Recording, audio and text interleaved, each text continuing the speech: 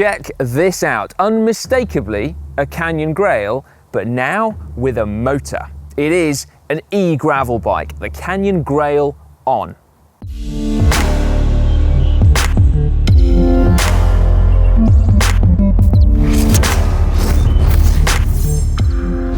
Canyon launched their Grail gravel bike in early 2018, and in terms of ride feel, it seems from reviews like they hit the nail on the head. Now, it differs from their world-beating cyclocross bikes because it's lower, has a slightly longer wheelbase, and is designed for higher speeds and carving turns.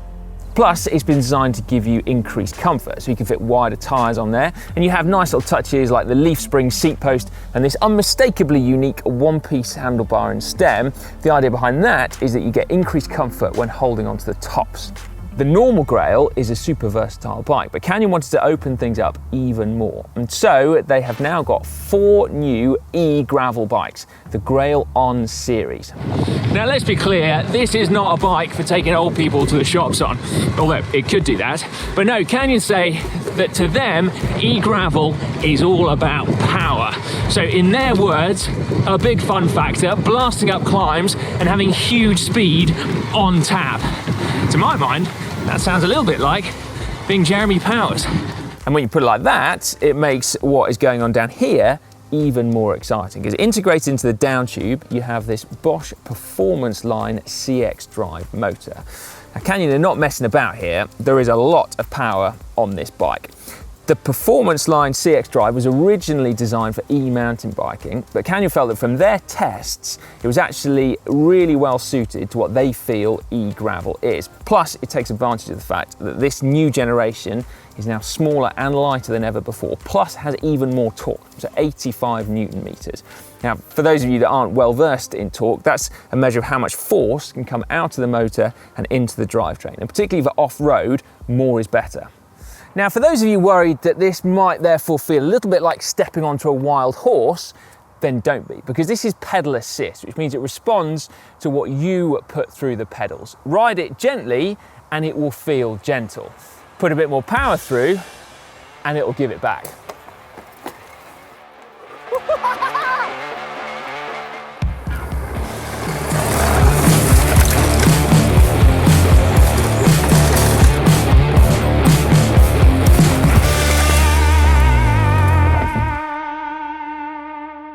To do that, the Bosch unit samples your power output, your cadence, so that's how fast you're pedaling, plus the overall speed of the bike 1,000 times per second, and then adjusts what the motor is adding to suit. Now, you can then also tailor it further by choosing one of 4 different modes, each with a different level of assist. So the bottom one is Eco, then Tour, then Sport, then Turbo. You can scroll through those on the head unit on the handlebars. Now, in the lower 2 modes, it's more of a kind of background, low-level assist. So in Eco mode, it's up to 60% of your power output that's added to it. In Tour mode, it's up to 140%, but in the 2 highest settings, it's up to 340%. Plus, the tuning of the system is different as well, so it's more responsive to faster pedaling speeds. To demonstrate the difference, I am going to try and ride up this rather awkward little climb as fast as I possibly can in each of the 4 different modes and see if there's a time difference. Run number 1, Eco mode.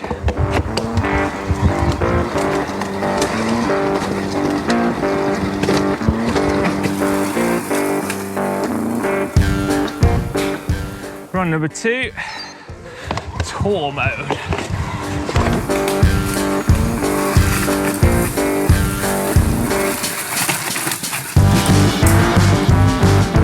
Sport mode.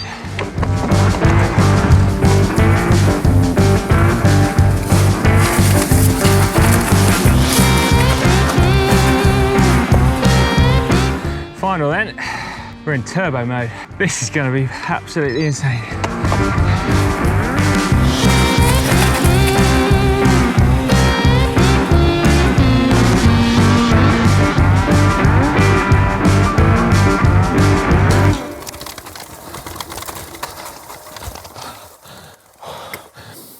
Well, I can tell you that you can still get a workout on an e-bike. Anyway, interesting results.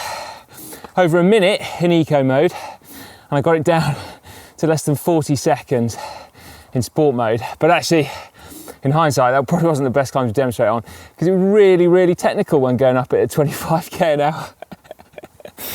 So I spent quite a lot of time actually freewheeling on the way up. That is insane. Oh, you want to also know how long it took to get up with the motor switched off? Yeah, I didn't actually manage to ride it all without the extra power. Now, to get all of that power on this bike, you of course need a battery. And here it is, a 500 watt hour battery that fits inside the down tube here. Now, in terms of what range it gives the bike, it very much depends on what level of assist you're asking from it, so what mode you're in, and also how much you're putting through the pedals as well. But realistically, using it really heavily, you're probably looking at a couple of hours riding time. Now, you don't have to take the battery off to charge it, although it's a useful thing in case you haven't got a plug next to where you store your bike, or indeed for security if you're locking the bike up. To charge it fully from flat is 8 hours with the charger that Canyon supply with the bike, like a compact charger, but you can apparently buy faster chargers that will do it in under 3 hours. So that is a lot of power to add to a bike, and also a bit of extra weight, of course, from the motor and the battery. But Canyon's aim when creating this bike was to keep the feel of it the same as the normal Grail. So what have they done to make sure that happens?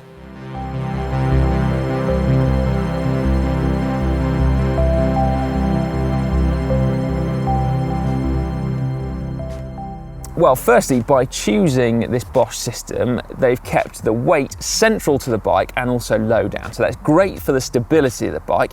It lowers your center of mass and it helps the bike feel really planted, particularly when cornering. Then they've also tweaked the geometry of the bike, again, to maintain and increase the stability at higher speeds, which is great because, let's face it, you're going to be going faster more of the time here.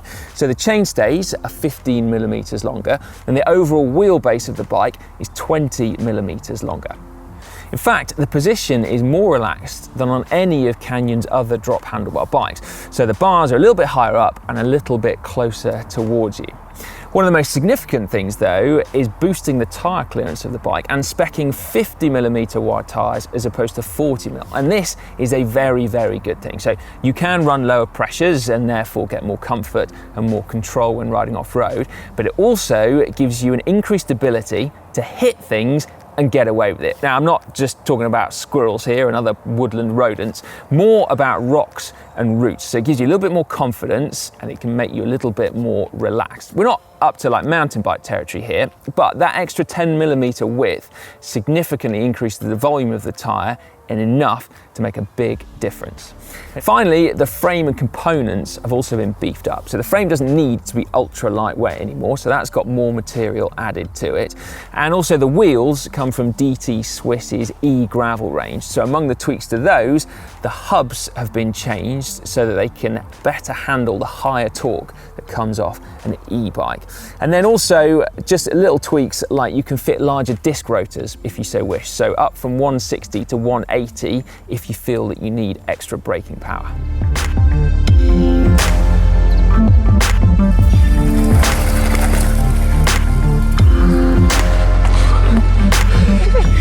Oh my God, I'm not kidding. I've never ridden up a hill that fast in my life. Right, now in terms of the choice here of a super powerful, super torquey Bosch motor, it kind of sets this bike apart from Canyon's Endurace On, which is their road e-bike version, which uses a more discreet but lower torque Fazua motor. And that's because that one is designed to provide this kind of low-level, consistent background power, more attuned to the more even-paced road riding. Whereas this, as we've already touched on, is tuned specifically for the more dynamic world of off-road riding, where terrain can change at a moment's notice from steep down to steep up, and your cadence is all over the place, and you do require a little bit more torque. Of course, like all e-bikes, the motor is required to cut out at a certain speed as dictated by the regulations where you live. So in the US, you can get up to 20 miles an hour with pedal assist, and in the UK and Europe, for example, it's 25 kilometers an hour. Above that, you are relying solely on your own pedal power. Now, 25k an hour on the road might not feel super quick, but off-road, uphill, it's kind of mind-blowing. Anyway, on a more pedestrian note, but none less cool actually, Canyon have equipped this bike with mudguard eyelets. So you can fit mudguards, and they're creating their own bespoke mudguards specifically for it. So while the original aim might have been off-road fun, actually it's going to be a lot more versatile than that. Finally, this bike is available in 4 different models, as we said. It starts at €4,999, and it's also available in 7 different sizes, from 2XS, which uses smaller 650B wheels, right up to 2XL. Now, that is a snapshot of the new Grail On. I would be super interested to hear your thoughts on it. Clearly, a lot of people have already made up their minds about e-bikes, but let us know in the comments section down below. And thank you very much for watching. Please give it a big thumbs up.